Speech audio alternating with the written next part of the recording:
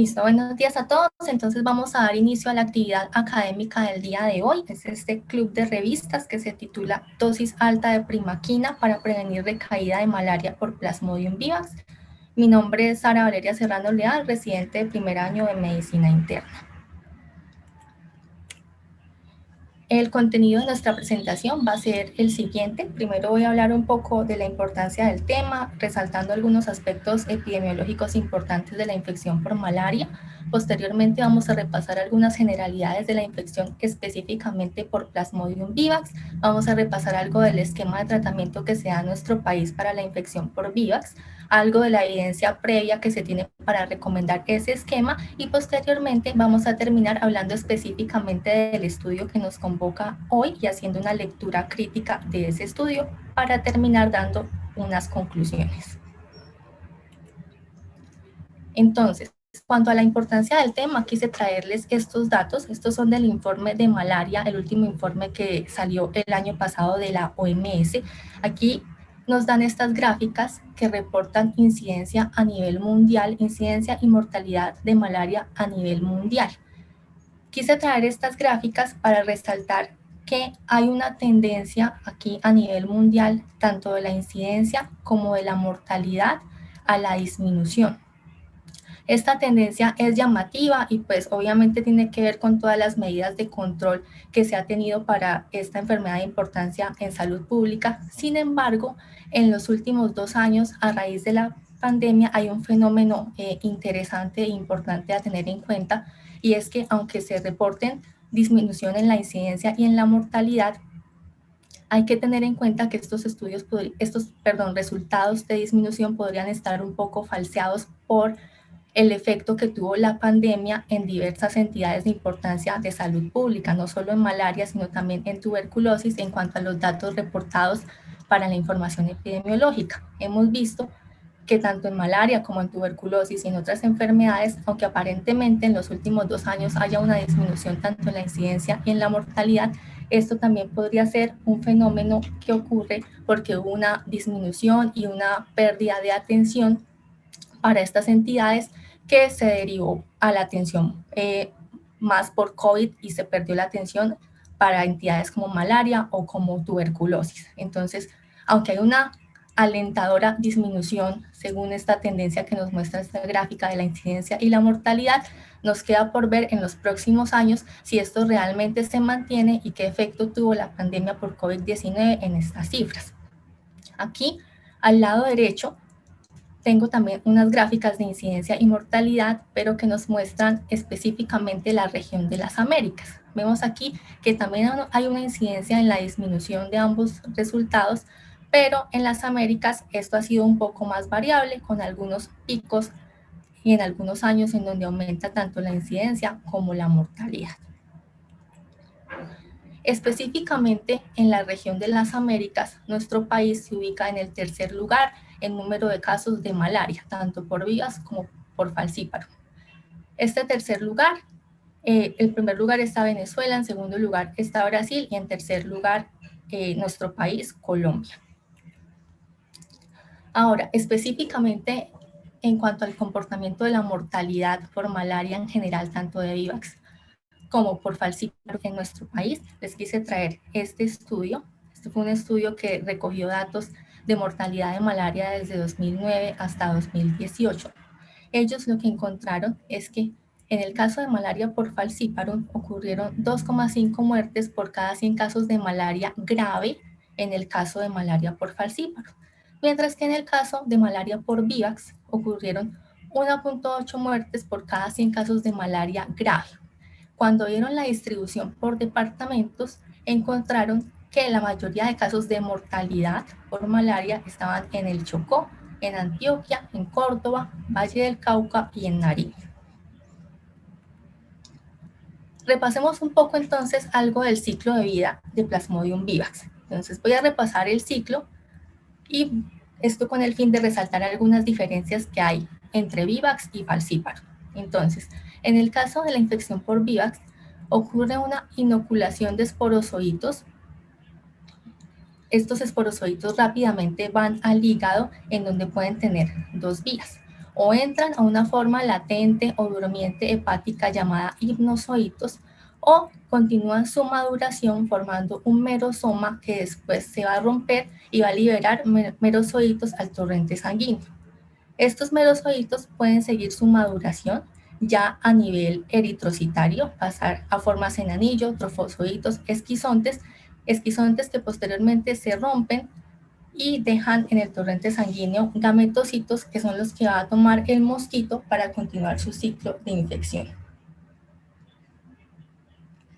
¿Qué es importante resaltar aquí? Entonces, primero hay tres diferencias importantes en cuanto al ciclo de Vivax y al ciclo de Falciparum. La primera diferencia es que tenemos dos formas del parásito. Una que es la forma sanguínea y otra que es la forma hepática. Esta forma hepática es importante porque estos sinusoides van a ser responsables de un gran número de las recurrencias en las infecciones por Vivax, específicamente de las recurrencias en forma de recaídas. La segunda diferencia importante es que Plasmodium vivax, a diferencia de Falciparum, solo infecta en la fase eritrocitaria reticulocitos. Falciparum infecta glóbulos rojos maduros, mientras que Vivax solo reticulocitos, y esto explica por qué Vivax tiene una parasitemia menor en comparación a Falciparum. Lo tercero a tener en cuenta es que estos sinusoitos se van a reactivar y esta reactivación va a tener diversos determinantes, va a ocurrir a un periodo determinado y va a ser activada por ciertos determinantes que ya vamos a ver que van a ser importantes para entender por qué ocurren las recaídas. Entonces, tenemos aquí que ocurre una infección primaria, van a quedar formas hepáticas, los sinusoitos, y estos sinusoitos posteriormente se van a reactivar y se van a liberar y van a causar la recaída. Sin embargo, aún no se conoce con exactitud qué es lo que hace que estos sinusoides se reactiven o qué es lo que determina que lo hagan con ciertos periodos de tiempo. Hay diferentes hipótesis, diferentes propuestas y son estas que les traigo acá. Entonces se han encontrado como determinantes de recaídas de Plasmodium vivax, primero la distribución geográfica. Hay dos patrones predominantes de recaídas en cuanto a la temporalidad. Hay un patrón de recaída que es corto, un patrón de latencia corto, que es el que ocurre en países tropicales, en donde los periodos de latencia son cortos y las recaídas se ven más o menos en un promedio entre 1 o hasta 6 meses. Sin embargo, hay otro periodo de latencia que es un patrón largo, en donde las recaídas van desde los 8 hasta los 12 meses, o incluso hay reportes de pacientes que han tenido recaídas hasta 2 a 3 años después de la infección primaria. Otro determinante de las recaídas es la edad. La mayoría de pacientes infectados por Vivax están en áreas endémicas en donde se infectan desde edades tempranas, por lo que la mayoría de casos van a ser en niños y en adultos jóvenes.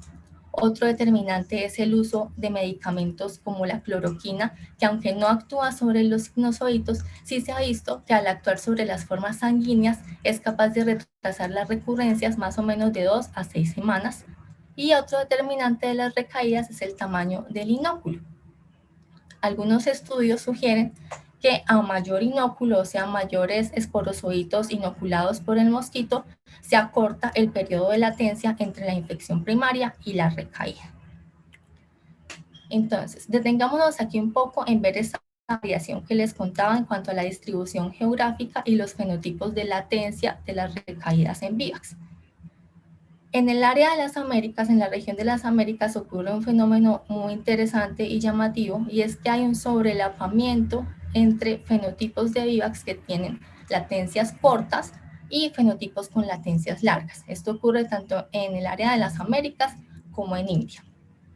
Las latencias cortas, como les decía, entonces ocurren más o menos así. Hay una infección primaria con un periodo de inoculación, con un periodo de incubación, que va entre 1 a 2 semanas. Posteriormente tengo la infección primaria, quedan los sinusoides y estos se pueden reactivar en un periodo variable de tiempo. En el caso de las latencias cortas van a ir desde 1 mes hasta 5 meses. Sin embargo, tengo otros fenotipos de Plasmodium en donde la latencia es variable, es larga, que es el de estos países no tropicales, en donde tengo la infección primaria, pero el periodo de latencia se puede extender desde 8 meses o incluso un año, como vemos acá, o incluso mucho más largo, hasta 2 años, o incluso fenotipos de Plasmodium como el hibernams que ni siquiera tienen infección primaria. ¿Por qué es importante tener en cuenta esto? Porque esta variabilidad geográfica significa que cuando yo lea un estudio que mire la eficacia del medicamento que previene recaídas, o sea, de la primaquina, tengo que tener muy claro en qué lugar fue realizado el estudio. No voy a poder extrapolar estudios de eficacia que se hicieron en lugares de periodos de latencia cortos a lugares de latencia que manejen periodos de latencias más largos. Otra cosa por la que es importante tener en cuenta esta variabilidad es para determinar el periodo de seguimiento de los estudios de eficacia. ¿Por qué? Porque si estoy en un lugar como el nuestro, por ejemplo, en donde hay un sobrelapamiento entre las latencias cortas y largas, lo ideal sería tener periodos de latencia lo más largos posibles que me incluyan también posibles recaídas con largos periodos de tiempo. Entonces, algunos autores hablan de que lo ideal, por ejemplo, en lugares como las Américas sería seguimientos de hasta un año. En cuanto a las manifestaciones, entonces la manifestación pues, de la infección por VIVAX, así como en falciparum, la mayoría de casos va a tener fiebre, seguido por cefaleas, calofrío, mialgias, síntomas gastrointestinales. Sin embargo, lo que quiero resaltar acá es que contrariamente a lo que se creía hace muchos años de que la infección por VIVAX tenía un curso benigno y no se complicaba, ahora sabemos que esto no es así, que la infección por VIVAX también tiene manifestaciones graves. La mayoría de manifestaciones graves en el caso de infección por VIVAX van a estar dadas por anemia grave, pero también hay reportes de malaria cerebral en el contexto de infección por VIVAX, lesión pulmonar como SDRA, lesión renal aguda y disfunción hepática. Entonces, profundizando aquí un poco más en esto, les quise traer esta gráfica. Aquí lo que muestran es la distribución de los reportes de malaria grave en relación con VIVAX. Y lo importante de esta gráfica es ver aquí, ellos lo que hacen es dividir en 4 manifestaciones graves que son las más frecuentemente encontradas. Entonces tenemos la malaria cerebral, anemia grave, manifestaciones respiratorias y lesión renal aguda. Pero lo que quiero resaltar de acá es que en cada una de estas manifestaciones nuestro país siempre tiene reportes y hace parte de una de las 3 regiones que tiene reportes de casos de malaria grave en contexto de infección por VIVAX. Entonces, teniendo en cuenta lo anterior, en el 2020 en nuestro país se adoptó la guía de la OMS para el diagnóstico y el tratamiento de malaria. Esa guía de la OMS se formuló en 2015 y nosotros la adaptamos parcialmente en el año 2020. Antes de repasar un poco los esquemas de tratamiento que nos muestran esas guías, es importante tener unos conceptos claves claros. El primero es el concepto de recurrencia. Recurrencia es un término genérico que involucra tanto recrudescencia como recaída y reinfección. Generalmente, para diferenciar entre recrudescencia y recaída y reinfección, se toma como valor en el tiempo el límite de 28 días. Las recurrencias que ocurren antes de 28 días, con alta probabilidad se tratan de recrudescencias. Sin embargo, las que ocurren más allá de 28 días tienen la dificultad para definir si se trata de una recaída o una reinfección. En el caso de las recurrencias en infecciones por falciparum, lo que se usa para diferenciar entre recaída y reinfección son herramientas de genotipificación que han mostrado ser bastante útiles para diferenciar entre las dos manifestaciones. Sin embargo, en el caso que nos ocupa hoy, que son las recurrencias por VIVAX, estas herramientas de genotipificación son de difícil interpretación y hasta el momento no han logrado probar que sean lo suficientemente útiles para definir entre recaída y reinfección, por lo que los estudios de eficacia de medicamentos antimaláricos en infección por VIVAX siguen usando el término genérico de recurrencia.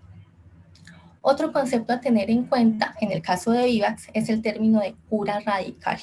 Cura radical se refiere al esquema de tratamiento que yo doy y que trata tanto formas sanguíneas como formas hepáticas, o sea, los sinusoídos. Para hablar de cura radical, se requiere que mi esquema de tratamiento tenga el uso de primaquina. Y es que durante muchos años la primaquina fue el único medicamento que se tenía para atacar estas formas hepáticas de los sinusoídos. En los últimos 3 años hay un nuevo medicamento que es la tafenoquina, pero aún no está ampliamente disponible. Tiene el beneficio de que su esquema de tratamiento sería solo una dosis única, pero como les digo, no está ampliamente disponible, por lo que la primaquina sigue siendo nuestro único arsenal terapéutico para hablar de cura radical. Teniendo en cuenta esto, entonces la guía nos recomienda unos esquemas de tratamiento. Lo primero es que en el caso de la malaria complicada, independientemente de que sea por falciparum o no por Vivax, el tratamiento va a ser intravenoso y va a ser con artesunato, por lo menos durante 24 horas hasta que el paciente tolere la vía oral, y después se va a completar el esquema con artemeter y lumefantrina. En el caso de Vivax, en el caso de malaria no complicada de Vivax, entonces vamos a tener una primera fase del tratamiento que va a ser la que va dirigida contra las formas sanguíneas, en donde lo que se va a usar es cloroquina. Esa cloroquina la vamos a dar a una dosis de 25 miligramos kilo, dosis total, que se va a repartir en 3 días. Posteriormente, para dar la cura radical, o sea, para tratar también los sinusoídos, vamos a dar primaquina con este esquema que nos recomienda la guía, que es 0.25 miligramos kilo día por 14 días. Esto es lo mismo que decir que estamos dando una dosis total de 3.5 miligramos kilo, pero repartido en 14 días. Entonces, recordemos un poco cómo actúa la primaquina.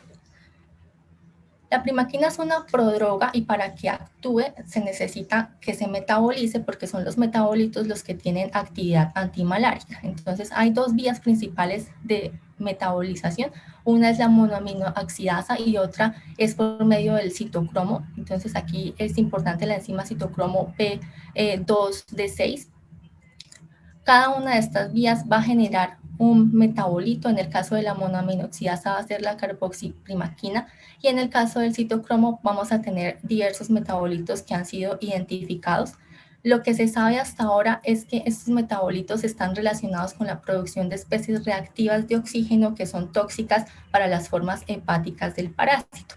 No se conoce con exactitud como las vías de señalización y los mecanismos, solo tenemos como un panorama general, pero sabemos lo que les acabo de contar, que es una prodroga que necesita que se metabolice por estas 2 vías para tener su efecto antimalárico. Hay unos factores a tener en cuenta además al evaluar la eficacia de esta primaquina. Entonces, el primero, ya les contaba más o menos, es el de las herramientas de genotipificación. Los estudios, aunque en Vivax es difícil interpretarlas, de todas formas las utilizan, y la idea de utilizar estas herramientas es tratar de diferenciar entre recaída, que es la que está causada por los sinusoídos, o reinfección, que es por un nuevo parásito, una nueva infección primaria. Lo que hacen estas herramientas es, por medio de amplificación con el uso de PCR, se miran secuencias de microsatélites, y si estas secuencias son iguales, o sea, entre la infección primaria y el momento de la recaída, si son iguales, estamos hablando de infecciones por haplotipos homólogos. Y si son diferentes, estamos hablando de infecciones por haplotipos heterólogos. ¿Cómo se interpretan? Entonces, en un principio, pues la interpretación más fácil era que las por haplotipos homólogos, pues deben corresponder al mismo parásito que causó la infección primaria, por lo tanto estaríamos frente a una recaída. Y eso es cierto en el caso de falciparum, pero no en el caso de Vivax, porque en Vivax hemos visto que la mayoría de recaídas en lugares de alta endemicidad son realmente por haplotipos heterólogos. Lo que se cree, y la hipótesis de por qué pasa esto, es que en lugares de alta endemicidad, como los pacientes se infectan desde edades muy tempranas, al parecer con el transcurso del tiempo van teniendo a nivel hepático una especie de banco de hipnozoitos que va a ser responsable de las diferentes recaídas a lo largo del tiempo y de que éstas sean por haplotipos heterólogos.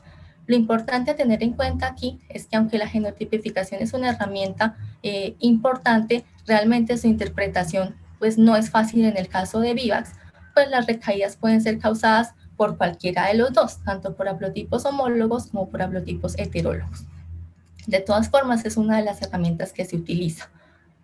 Otro factor a tener en cuenta para evaluar la eficacia de la primaquina es la actividad de esa vía de metabolización que les mostraba hace un momento, que es la del citocromo 2D6.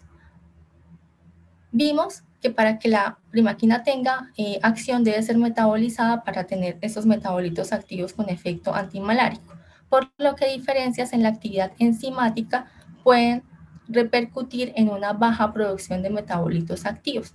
Esto se interpreta como que personas que sean metabolizadores intermedios o pobres de esta vía del citocromo pueden tener baja producción de metabolitos activos, y eso se podría traducir en una disminución de la eficacia de la primaquina. La tercera consideración a tener en cuenta es que hay una limitación para el uso de primaquina de forma generalizada, y es el déficit de glucosa 6-fosfato deshidrogenasa. El problema es que el uso de primaquina en pacientes que tengan déficit de glucosa 6-fosfato deshidrogenasa se asocia con crisis hemolítica. ¿Qué sabemos de este déficit? Que es el déficit o la alteración genética más común a nivel mundial. Sin embargo, tiene prevalencias que varían según la distribución geográfica. Sabemos que predominan dos variantes, una que es la variante mediterránea, que tiene manifestaciones más graves, y otra que es la variante africana con manifestaciones leves. Hasta ahora lo que sabemos de nuestro medio en las Américas es que predomina esta variante africana. Y específicamente, ¿qué hemos encontrado en nuestro país? Entonces, por ejemplo, es un estudio que se publicó en 2016. Lo que hizo fue medir la actividad de glucosa 6-fosfato deshidrogenasa en una muestra de 426 voluntarios sanos de estos departamentos, de Córdoba, de Chocó, Valle del Cauca y de Nariño. Ellos encontraron que en esta muestra había una frecuencia de pacientes con déficit de glucosa 6-fosfato deshidrogenasa de 6.5%. Sin embargo, tenemos otros estudios que se han publicado antes. Por ejemplo, hubo un estudio en Buenaventura en donde encontró una frecuencia del 12%, otro en Turbo de 14.7% y otro en Cali de 12.7%. En conclusión, en nuestro medio, hasta ahora en los estudios que se han hecho en muestras relativamente pequeñas, estamos en frecuencias entre el 7 y el 15%. Aún así, a pesar de que ese número es significativo, es menor al que se ha encontrado en otras regiones como África, como el Mediterráneo, y al parecer pues no ha sido suficiente para que la guía diga que es obligatorio medir el déficit de glucosa 6-fosfato deshidrogenasa antes de dar primaquina. De hecho, en nuestra guía es una recomendación y sería lo ideal, pero como no está ampliamente disponible, hasta el momento no es obligatorio medirlo antes de dar el esquema de primaquina. Entonces, ¿qué tenemos de evidencia que respalde el uso de la dosis que actualmente usamos en las Américas y en nuestro país? Esta es una revisión sistemática. Entonces aquí lo que hacían era comparar el esquema de tratamiento que nosotros damos, pero dado en diferentes periodos de tiempo. Entonces comparaban un esquema de 0.5 miligramos kilo dado en 7 días versus el que usamos en Colombia, que es de 0.25 miligramos kilo día dado en 14 días. Realmente la dosis total es la misma, solo cambia el periodo de tiempo en el que se administra. Estos seguimientos se hicieron más o menos de 6 a 7 meses y lo que ellos encontraron es que no había diferencias significativas en los esquemas. Es algo esperable porque era realmente la misma dosis total, pero es útil, pues aunque en nuestro país se recomienda la dosis de 0.25 miligramos kilo día, hay otros países aquí de América, por ejemplo, como lo vamos a ver ahorita, Brasil, en donde se da 0.5 miligramos kilo en 7 días. Ahora, específicamente en la región de América del Sur, entonces lo mismo, lo que ya les comentaba, no hay diferencias estadísticamente significativas entre los dos esquemas, pero en realidad es la misma dosis total. Ahora, específicamente en nuestro país, les quise traer este estudio. Este estudio fue publicado en 2007, es un ensayo clínico aleatorizado, sin placebo, no ciego, que se llevó a cabo en Turbo y en el Bagre con una muestra de 210 pacientes. Aquí lo que ellos hicieron fue evaluar 3 esquemas de dosis total de primaquina. Una dosis total alta, que fue la de 210 miligramos por 14 días, que esto es análogo a la dosis que les comentaba hace un momento que recomienda actualmente nuestra guía de 3.5 miligramos kilo dosis total por 14 días. Y este esquema lo comparó con unas dosis más bajas de 45 miligramos por 3 días y 105 miligramos por 7 días. ¿Qué encontraron ellos?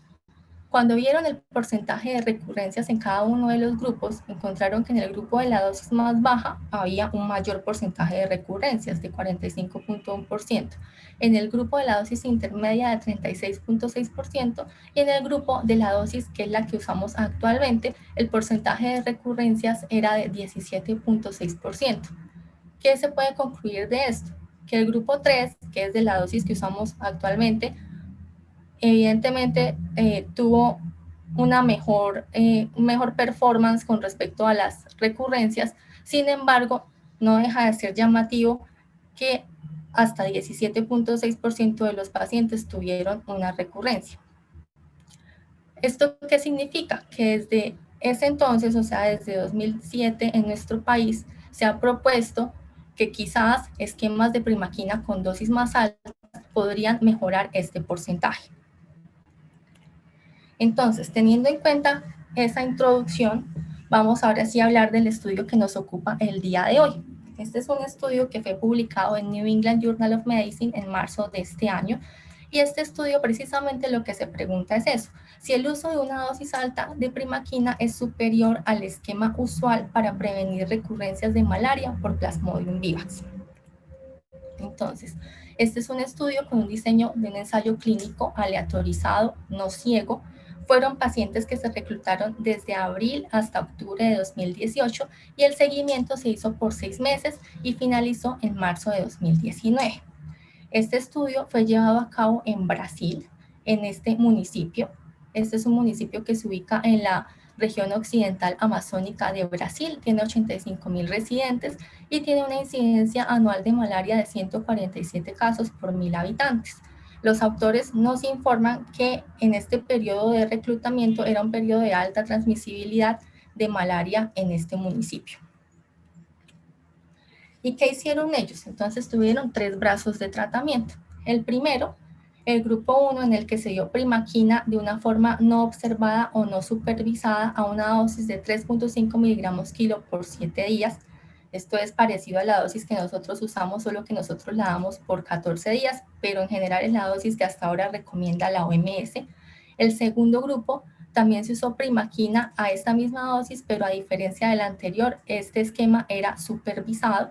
Y el tercer grupo se usaba primaquina a una dosis mayor. Usaron primaquina también de una forma supervisada a una dosis de 7 miligramos kilo por 14 días.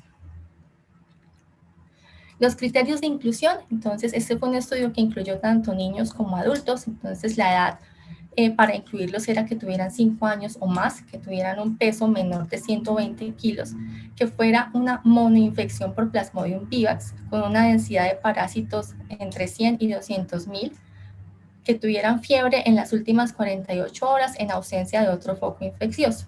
Los criterios de exclusión: este estudio no incluyó pacientes con malaria grave. Definieron malaria grave como la presencia tanto de signos de peligro como de criterios de gravedad, que los que ellos usaron en su protocolo son estos que les puse acá abajo. Excluyeron pacientes que tuvieran déficit de glucosa 6-fosfato deshidrogenasa, pacientes que tuvieran hemoglobina menor de 8, mujeres en estado de embarazo o pacientes que hubiesen usado medicamentos con actividad antimalárica en los últimos 30 días. La aleatorización, entonces nos informan que se hizo con una secuencia generada por computadora. Esa secuencia fue enmascarada. Ellos nos describen el procedimiento del enmascaramiento. Dicen que el coordinador de campo ponía la ficha clínica de cada participante de forma secuencial según la iba generando la computadora, y esta ficha clínica estaba cubierta por una cubierta blanca opaca sobre cada una de las fichas clínicas, por lo que era desconocida para el miembro del equipo de campo y el participante hasta después del momento de la asignación, en donde un miembro del equipo elegía la parte superior de su respectiva pila de pacientes y así ya tenía el grupo de estudio preseleccionado. Los procedimientos que se hicieron, entonces se recolectaron datos demográficos de cada uno de los grupos de estudio, se tomaron muestras para confirmar malaria, ellos usaron tanto gota gruesa como extendido de sangre periférica, les midieron a todos los pacientes hemoglobina y a todos los pacientes les midieron actividad de glucosa 6-fosfato deshidrogenasa. Todos los pacientes recibieron un esquema de tratamiento que incluía cloroquina para tratar las formas sanguíneas. Este es el esquema usual que recomienda la OMS, que se dio durante 3 días, y este esquema de cloroquina para todos los pacientes fue supervisado. Ellos acudieron cada uno de los 3 días para recibir la dosis y cada uno de los 3 días se le hizo una prueba microscópica de gota gruesa y de extendido de sangre periférica. El inicio de la primaquina solo se dio cuando estuvo disponible el resultado de la glucosa 6-fosfato deshidrogenasa. Como no es un examen que esté ampliamente disponible en Brasil tampoco, tuvieron que esperar en promedio 2 semanas para poder iniciar la primaquina teniendo ya este resultado. Ellos también hicieron genotipificación por microsatélites, que fue la herramienta que les comenté hace un momento. La hicieron el día 0 para los pacientes y también el día que tuvieron la recurrencia para poder diferenciar entre haplotipos heterólogos y haplotipos homólogos. También midieron actividad de citocromo 2D6 y a los pacientes que tuvieron falla terapéutica antes del día 28 les midieron niveles de cloroquina. El seguimiento, como les contaba, fue por 6 meses. El día 0 pues, fue el inicio con la aleatorización, recibieron su esquema de cloroquina, se les hizo visitas el día 3, 7, 14 y 21, visitas que incluían una valoración clínica con toma de la temperatura axilar y la realización de extendidos de sangre periférica. El día 28 fue el primer corte en donde se vio las recurrencias y las fallas terapéuticas y se siguieron los pacientes hasta el día 168, o sea, durante 6 meses, para mirar aquí nuevamente cuántas recurrencias habían ocurrido. En cuanto a los desenlaces, entonces tuvieron 2 desenlaces, 2 objetivos primarios. El primero fue la falla terapéutica al día 28, y esta estaba definida como el deterioro clínico que lleva a hospitalización con parasitemia que ocurriera el día 28 o antes, o la parasitemia desde los días 7 a 28 sin necesidad de que hubiera deterioro clínico, o la parasitemia asociada a fiebre desde el día 3 al 28. Si los pacientes no cumplían ninguno de estos criterios de falla terapéutica al día 28, entonces se consideraba que tenían una respuesta clínica y parasitológica adecuada. Los pacientes que tuvieran alguno de estos criterios eran retirados del estudio y referidos para darles un tratamiento de rescate. El segundo desenlace, el segundo objetivo primario fue la falla extendida del tratamiento durante el seguimiento desde el día 28 hasta el día 168. Y esto fue definido como la parasitemia con o sin deterioro clínico, solamente la parasitemia del día 28 al día 168.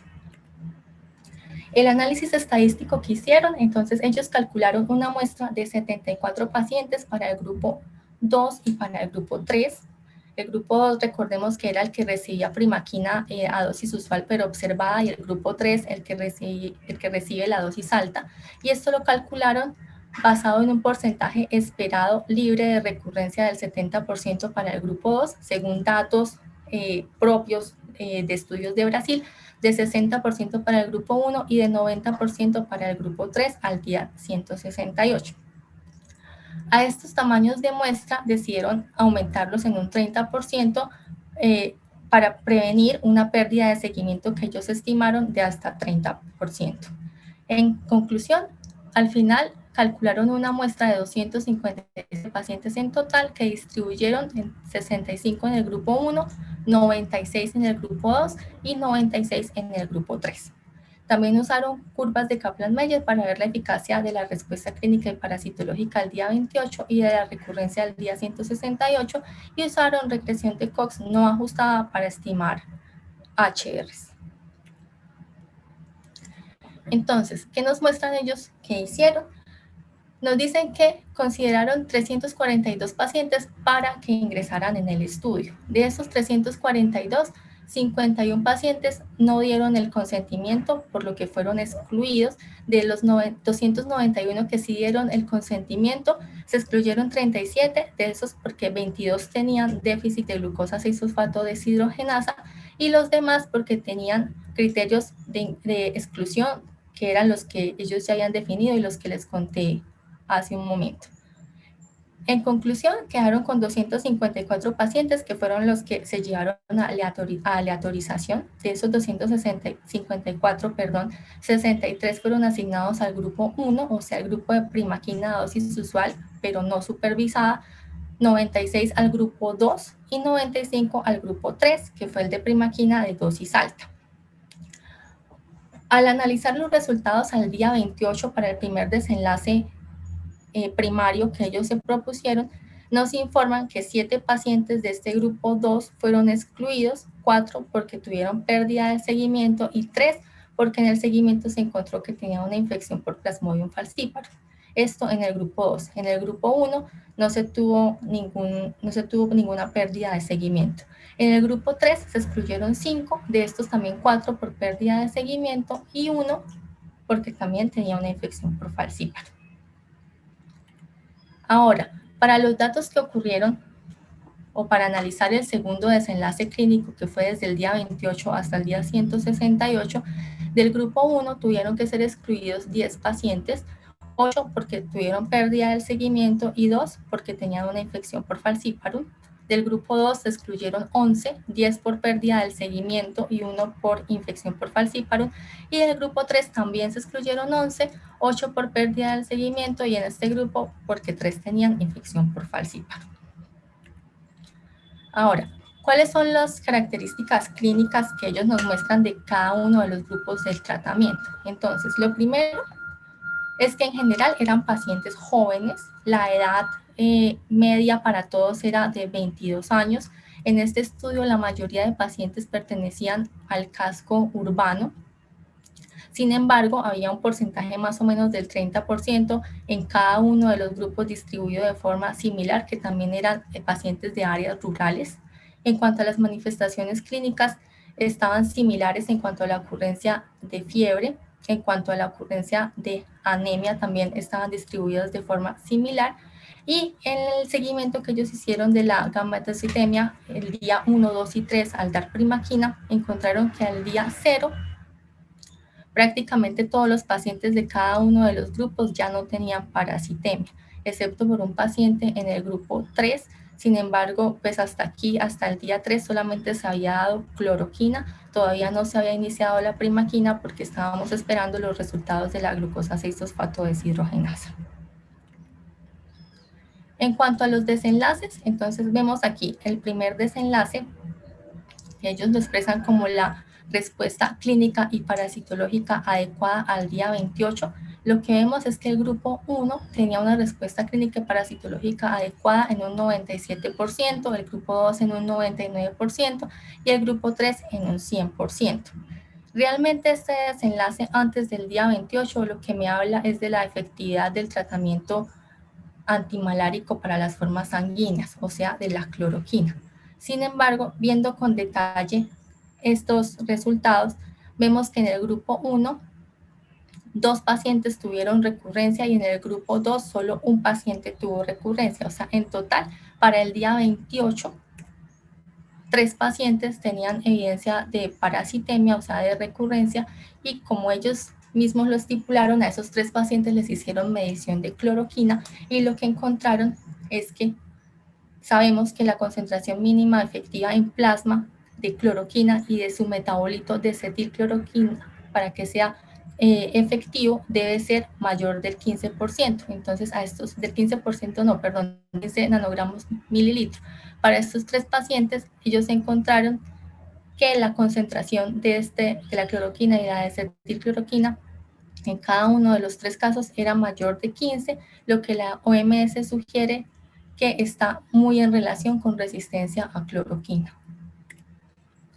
Ahora, en cuanto al segundo desenlace, que fue el de recurrencia para el día 68, ellos que encontraron para el grupo 1, que era el que recibía primaquina, pero de forma no observada a una dosis usual, encontraron que 58% de los pacientes estaban libres de recurrencia. Para el grupo 2, 59% y para el grupo 3, 86%. Como ellos usaron la herramienta de genotipificación, decidieron que en estos 70 pacientes que tuvieron recurrencia, 83% les realizaron la genotipificación y encontraron que esos 83%, 57% correspondían a genotipos homólogos y 43% a genotipos heterólogos.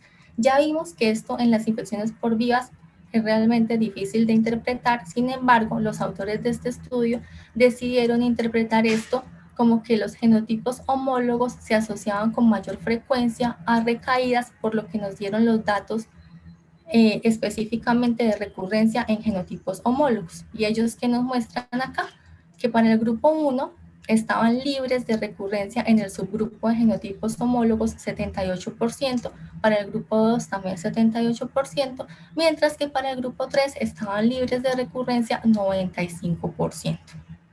El grupo 3, recordemos, es el que tenía una dosis más alta de primaquina. Nos muestran también estos resultados en la forma de curvas de Kaplan-Meier. Aquí vemos que, como ya vimos en la tabla de ahorita, efectivamente la tendencia para el grupo 3 es a estar libres de recurrencia con mayor frecuencia en comparado al grupo 1 y al grupo 2. Aquí también, cuando nos muestran los resultados específicamente del subgrupo de genotipos homólogos, lo mismo, el grupo 3 con mayor frecuencia está libre de recurrencia en comparación al grupo 1 y al grupo 2. Ellos también, recordemos, midieron la actividad de una de las vías, o sea, la vía del citocromo 2D6. Sin embargo, aquí encontraron que no había diferencia estadísticamente significativa en la actividad de cada uno de los tres grupos. Y entonces, ¿qué concluyen con estos resultados?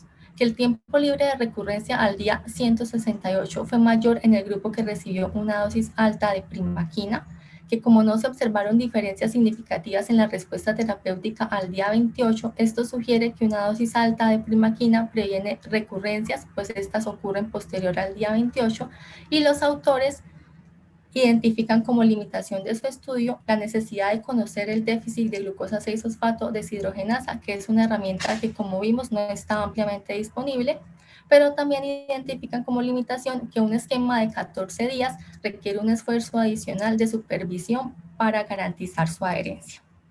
Entonces, vamos a hacer el análisis crítico usando la guía que nos da JAMA, y tenemos lo siguiente. Entonces, en el apartado de riesgo de sesgo, cuando nos preguntamos si los grupos de intervención y control iniciaron con el mismo pronóstico, para la primera pregunta de si se realizó una asignación aleatoria, entonces ya vimos que sí, que era una secuencia aleatoria generada por computadora. Si se ocultó la aleatorización, también ellos nos muestran que esa secuencia de aleatorización estuvo enmascarada.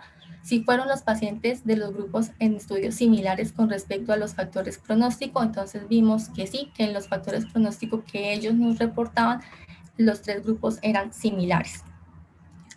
En cuanto a si el estudio fue cegado, entonces no, se trató de un estudio abierto. La aleatorización sí estaba oculta, pero el estudio no era cegado. En cuanto a la pregunta de si los grupos estaban pronósticamente equilibrados al finalizar, entonces se realizó un seguimiento completo del estudio. Ya vimos que sí, el seguimiento fue de 6 meses. Si los pacientes fueron analizados en el grupo que fueron aleatorizados, entonces aquí también positivo, también fue así. Si se detuvo el estudio antes del periodo definido, entonces no, ellos completaron el seguimiento para cada uno de los pacientes durante 6 meses. En cuanto a los resultados, entonces para la pregunta de qué tan precisos fueron los estimados del efecto del tratamiento, entonces ya vimos que ellos nos muestran los dos desenlaces. El primero, que es la respuesta clínica y parasitológica adecuada al día 28 en forma de porcentajes. Vemos aquí que el 97% del grupo 1 tiene una respuesta adecuada al día 28, el 99% adecuada en el grupo 2 y el 100% en el grupo 3.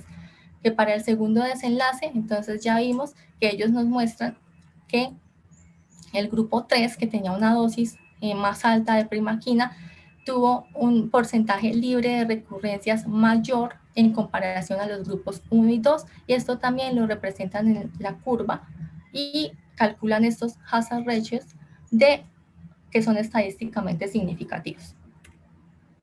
En cuanto a la aplicabilidad, entonces, si los pacientes del estudio son similares a los pacientes de mi práctica clínica, entonces sí son similares porque ambos son pues en la región de las Américas. Sin embargo, este es un estudio de una población altamente seleccionada porque no incluía pacientes con malaria grave, eran pacientes en su mayoría jóvenes y tampoco incluía pacientes con enfermedades altamente prevalentes como cardiovasculares o respiratorias. En cuanto a si se consideraron todos los desenlaces importantes para los pacientes, entonces sí, porque la recurrencia es un desenlace importante, tiene implicaciones en morbilidad y en mortalidad. Sin embargo, en este estudio se excluyeron pacientes con déficit de glucosa 6-fosfato deshidrogenasa, mientras que pues, en nuestro país este déficit no se mide para todo el mundo porque no está ampliamente disponible, y lo más llamativo es que no hay una descripción detallada de los posibles eventos adversos de dar cada uno de los esquemas de primaquina. Ellos describen someramente que los pacientes no presentaron eventos adversos mayores, o sea, mortalidad, pero en ninguna parte, ni en el suplemento ni en el artículo, hay una descripción detallada de estos eventos adversos, por lo que realmente no podemos saber con certeza cómo se comportaron. En cuanto a si los beneficios del tratamiento valen el potencial daño o costo, entonces aquí lo mismo, lastimosamente no tenemos una descripción detallada de los eventos adversos que nos permita contestar con certeza esta pregunta, y el hecho de que se necesite medir glucosa 6-fosfato deshidrogenasa para todos los pacientes obviamente va a aumentar el costo y es una herramienta que no tenemos ampliamente disponible. Entonces, como conclusiones, un esquema de dosis alta y observada de primaquina parece ser una alternativa de esquema terapéutico superior en cuanto a disminuir el porcentaje de recurrencias en pacientes con infección por vivas. Los factores determinantes del periodo de latencia en las recurrencias tienen variación según la distribución geográfica, por lo que con esta alternativa del esquema sería útil un RCT en nuestra población que confirme estos hallazgos que se encontraron en Brasil. Aunque el déficit de glucosa 6-fosfato deshidrogenasa no es frecuente en Colombia, o sea, no es frecuente con respecto a otras regiones, la crisis hemolítica es dosis dependiente, por lo que usar una dosis más alta de primaquina requeriría mayor disponibilidad de la medición del déficit para evitar este efecto adverso. Y es necesaria una descripción más detallada de los posibles eventos adversos menores con el uso de una dosis mayor de primaquina, pues esto impacta también en la adherencia a este esquema terapéutico. Entonces, muchas gracias. Esto era lo que les quería presentar el día de hoy. No sé si alguien tenga una intervención. La profe Diana está invitada también. Ay, perfecto. Mil gracias. Sara, muchas gracias. Hiciste una revisión súper completa, digamos, del problema en todos los aspectos. Yo quería pues como resaltar lo siguiente, y es que nosotros tenemos enfermedades que matan gran cantidad de personas a nivel mundial, pues probablemente la mayor carga de malaria y de tuberculosis estén en África, y malaria probablemente en Asia también, pero nosotros pues somos una zona endémica para ambas enfermedades. Entonces, lo que yo quería resaltar es que para estos dos tipos de enfermedades que matan millones de personas al año, no salen muchos medicamentos nuevos, ¿cierto? Nos damos cuenta que el desarrollo de antituberculosis es muy lento, lo mismo que el desarrollo de antimaláricos, e históricamente pasó desde el principio con el tratamiento de la malaria, era que se desatendían conceptos de farmacocinética o farmacodinámica necesarios para optimizar el tratamiento con los antimaláricos. Y esto es, digamos, una evidencia de esto. Llevamos muchos años utilizando primaquina y apenas nos estamos dando cuenta que hay unos polimorfismos en el citocromo que hacen que haya pacientes que pueden tener niveles más bajos de primaquina y esto condicionarles recaídas. Entonces, estudios como estos son muy interesantes porque empiezan a abrir la necesidad de hacer como medicina un poco más precisa, es decir, identificar quiénes tienen esos polimorfismos, porque no todas las personas lo tienen, que hacen que estén, digamos, subdosificados de primaquina en sangre, a pesar de que tengan las dosis o los esquemas recomendados.